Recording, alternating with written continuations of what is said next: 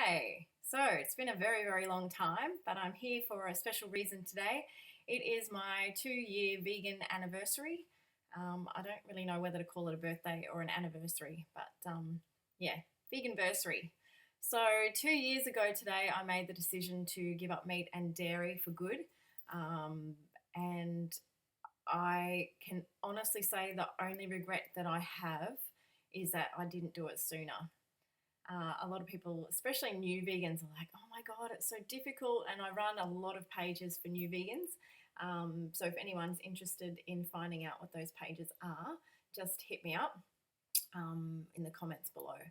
So I just want to explain firstly how I became vegan, just quickly. I know I did this on my 1st year anniversary, which you can find on YouTube also. And that was simply, I watched a little movie called Forks Over Knives. That led me to watch Food Matters, led me to watch Food Inc., led me to watch Fat, Sick and Nearly Dead. And I know what you're all thinking, oh, Athena, well, what are you going to get from a documentary that you can't get from the Channel 7 news? Well, I'll tell you what you're going to get from a documentary that you can't get on the news. The fucking truth. Because the news ain't going to tell you the truth because it's owned by big corporations like the dairy and meat industry, and they simply want to keep your money coming in. So get out there, watch some documentaries, go to the library, read any books on vegan. Actually, don't read books on vegan if you're wanting to go to a healthier lifestyle. So what you need to be looking out for is plant-based. Obviously, I'm both. I'm a very passionate vegan, hence my beautiful cow and my pig and my little lamb. I love my animals and my deer. Oh, look, and there's Mimey. She was my cat that recently passed away. And now I got a new one, and you can see him just there. Zach. He's very busy, so I won't disturb him. How do you initially make the change to stop eating animal products? Okay, that's a really, really good one. So what we did was we just slowly, I started, it wasn't paleo, but I did start once I did watch, I think it was Meat Your Meat. I went to grass-fed organic meat for health reasons. It tasted better.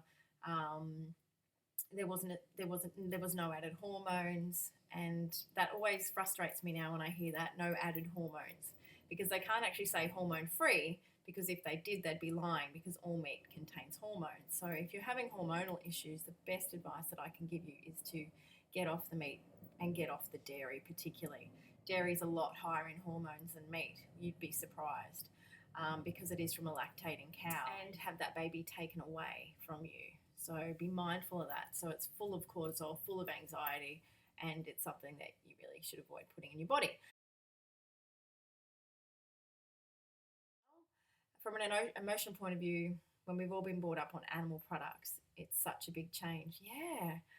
It's funny, I don't consider it to be such a big change, and I guess it's like anything really.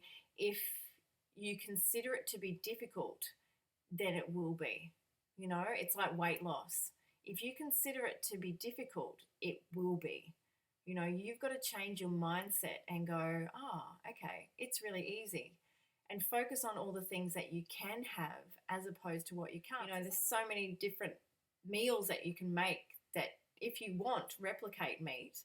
And a lot of people say, oh, but why should we replicate blah, blah, blah. I don't buy into that. If that's what it takes to get you to stop eating animal products, then so be it.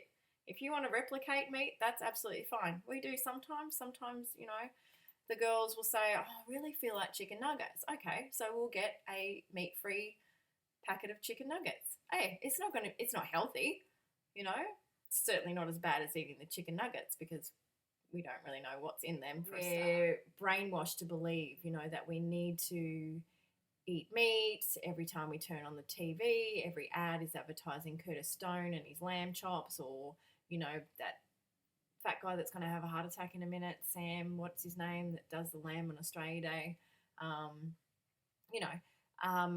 Things like that, and in the supermarkets. And if you have noticed, more so just in recent times, because so many more people are switching to a plant-based lifestyle for health reasons, diabetes, the best thing you can do is switch yourself to a plant-based diet. Cancer patients, everything that I studied in my course said that the best diet whilst recovering from cancer, whether you go through chemotherapy, I don't have anything against that at all, or any other therapies, natural therapies, Gerson therapy, etc., they all recommend a plant-based lifestyle. They don't quote veganism.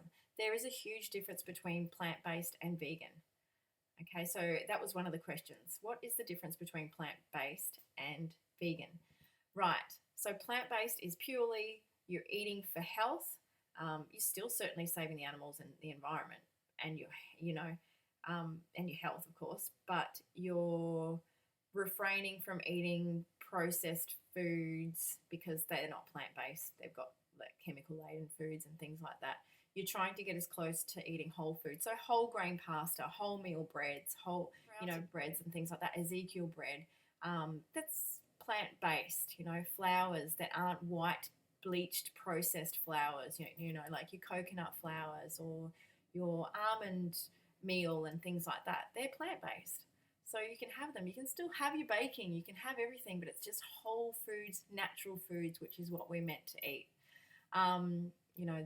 Anyway, so that's the difference. And then the vegan side of things is when you go, right, even if I did want to eat meat and dairy again, there is no way in hell I'd be able to because of what the animals go through, the environmental impact, the amount of water it takes to produce one hamburger. Even in the dairy industry, the water that it takes for a lactating cow to be hydrated enough to produce milk is astronomical. So you've got to put all that into effect also. Absolutely no problem at all because everywhere has vegan options, and if not, you certainly get to know, if you're going out for breakfast, you just minus the eggs, you get avocado, you get mushrooms, you can still have your hash browns, and you can still have your tomato and things like that. You just skip all the things like bacon, which is the carcinogen anyway.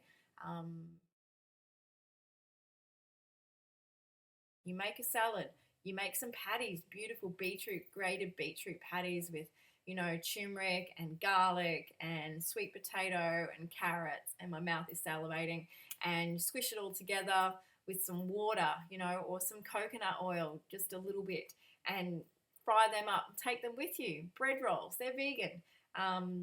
Anything like that. You can certainly get around. Eating is probably the easiest part. Michelle's boss took her to a steak restaurant. I can't remember what it was called. But when she walked in, they had cows hanging from nooses from trees. And so anyway, she's like, fuck, I don't know what I'm going to be able to eat here. So she ordered a kid's pasta. She made it into an adult size. Because pasta's vegan. Tomato sauce, the beautiful sauces that you use is vegan. You just get them without parmesan and it's done. Cracked pepper, beautiful. And that's a meal. So we just get so accustomed and so used to eating meat that when we have to go without, we're like, oh, what do we eat? But there's like 288,000 other things that you can eat. And you're literally worrying about not eating six things.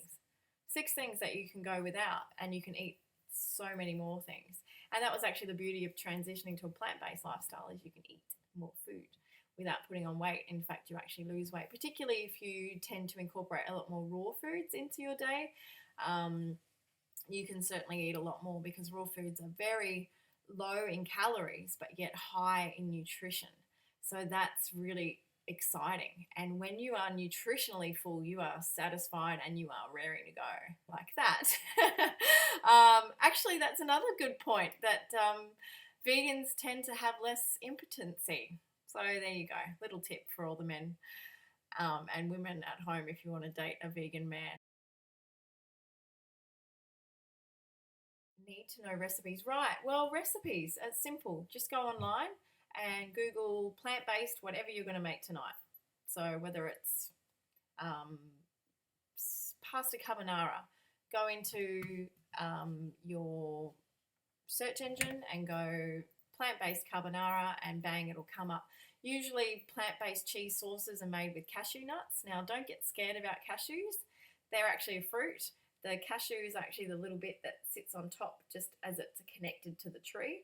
And yeah, very, very nutritionally good for you, and just a beautiful sauce. You can make sour cream, you can make cashew nut cheeses, you can make just a whole array of sauces like Alfredo and things like that. But if you want a really good recipe to make Alfredo, it's just use cooked cauliflower, put it in a blender so it goes to like a creamy white sauce.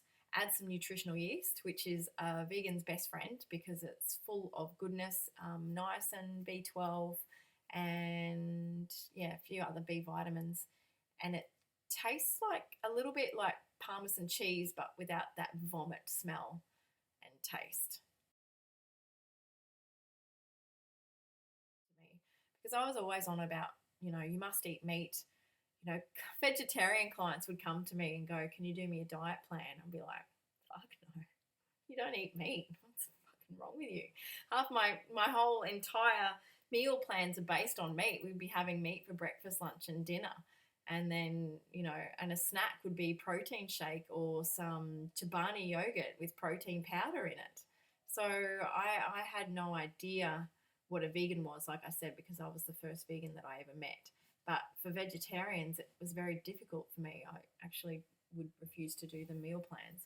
And I didn't think it was a healthy lifestyle anyway. Because why? Because that's what we're led to believe by websites that are funded by the meat and dairy industry, because they don't want people to stop eating their products because they need to make money. And if everybody knew that we could live a happy and healthy life without harming others, why wouldn't we? It's just simple.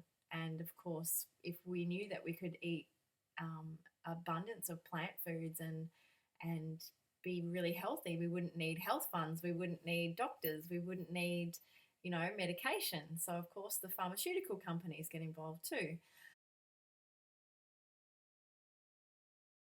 I'm also entering my first bikini competition, which is really exciting, on the 29th of May at the Eaton's Hill. It's through the AWMBS. So get on down there and support your local talent, because the girls work really, really hard to be there. I'm an empath, so when someone comes to me with aggression about veganism, I just retreat. I I don't have time to deal with people that aren't open to it. So if you find, you know, that I don't want to talk about it when I'm around you, it's probably because I can sense that you're not ready, you're not open, and until you are open, you won't, you won't want to go there, and that's fine. That is absolutely your choice. So I have a lot of people that I help every single day, and I just focus on them. So again, if you want to get in contact with me, it's up to you to do it. I'm not going to come and drop pamphlets around at your house. Yeah. So anyhow, I just went shopping. So that's where I was, and I got a whole heap of goodies. It's very, very simple to go shopping. In fact, I might do a video on what I buy when I do go shopping, and that might help a few of you out. All right, take care. I'll talk soon. See ya.